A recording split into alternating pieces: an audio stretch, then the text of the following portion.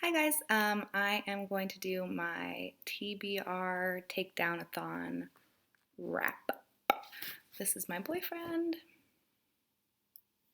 He's got a nice beard. Um, so the first thing that I finished was James Patterson's First to Die, the first in his Women's Murder Club novel series, I guess. I thought this was written like in the 90s. It was written in 2001, which is kind of close. But anyways, this was really, really, really good. Oh my gosh, it was so good. So the story is about this Inspector Lindsay Boxer who gets a case of this bride and groom who have just been murdered on their honeymoon or like their honeymoon night, and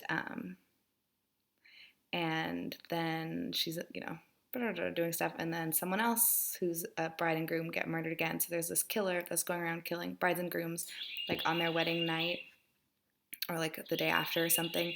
And it's so good. It was so good.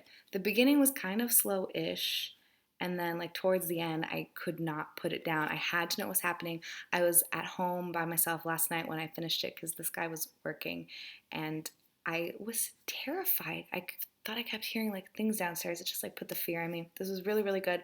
The only thing I didn't like about it was the relationship, not between the women because the relationship was fine, but it felt artificially created, if that makes sense. Two of them were friends before the book starts, and then the third and fourth become friends in the book, and they form this club where they're trying to investigate the murder by themselves without help. Well, not without help from the police because they are the police too, but they're trying to like put their minds together because they're all women in men's worlds, and they're trying to, female empowerment or whatever. But the way they like started the club, it just felt kind of artificial. I would have preferred it if they were friends before the book started, so that like crap wouldn't even have been in the book. I'm sure the next one will be better because it won't have that stuff. I assume the same characters are going to be in it, but who knows?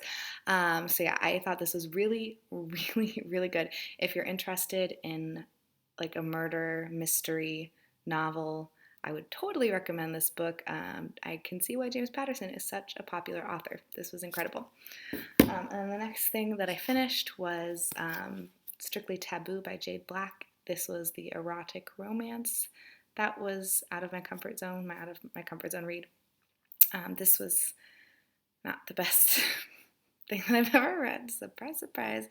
I gave it 2 out of 5 stars. I didn't give it 1 because the first story was kind of entertaining, but they were not very good in my opinion. It's 3 different short stories. One is set in the past, one is set in the present, one is set in the future. The one in the past, it's this lady who's like castle, whatever thing, is being overtaken by these Viking men, and one of them they lock eyes, and then he captures her and then takes her to be his bed slave. And she's like a virgin, and things escalate, and then they fall madly in love. Sorry, I'm gonna spoil every single one of these because y'all are not gonna read this book. Please don't read this book. So they fall madly in love at the end. It's so bad. And then have babies and whatever. Everything's fine.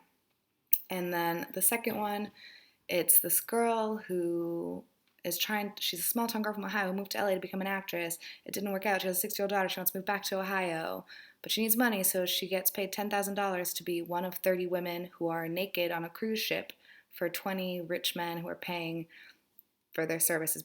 It's not technically prostitution because she's just paid to be naked on a boat and like be a waitress, but she gets tips. She does certain things.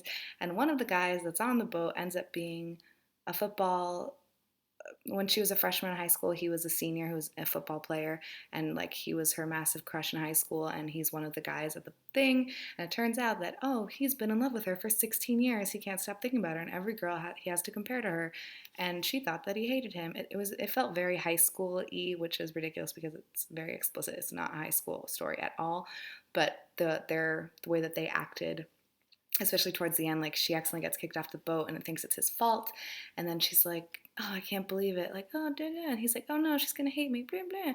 And then they say I love you after having seen each other for 3 days after 16 years of not seeing each other, which is very unrealistic in my opinion, but Sorry if that offends anyone.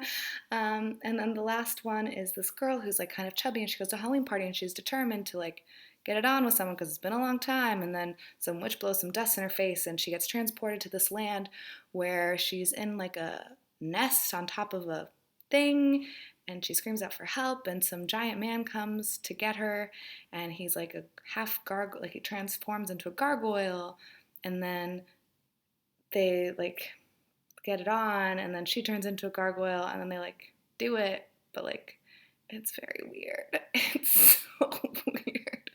Please don't read this book. I'm sorry, Jade Black. I'm sure other people might like it. I did not like it. I'm sorry. It wasn't for me. I'm not totally not okay with the genre in general. I just don't think this was a good time.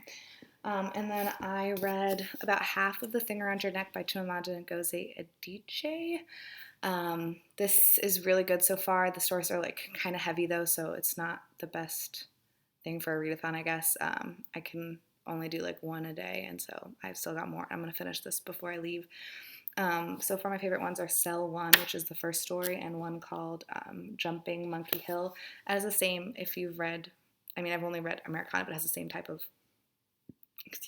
like themes about feminism and Nigeria, and it's really, really good. The only thing I didn't like so much so far is the story called The Thing Around Your Neck.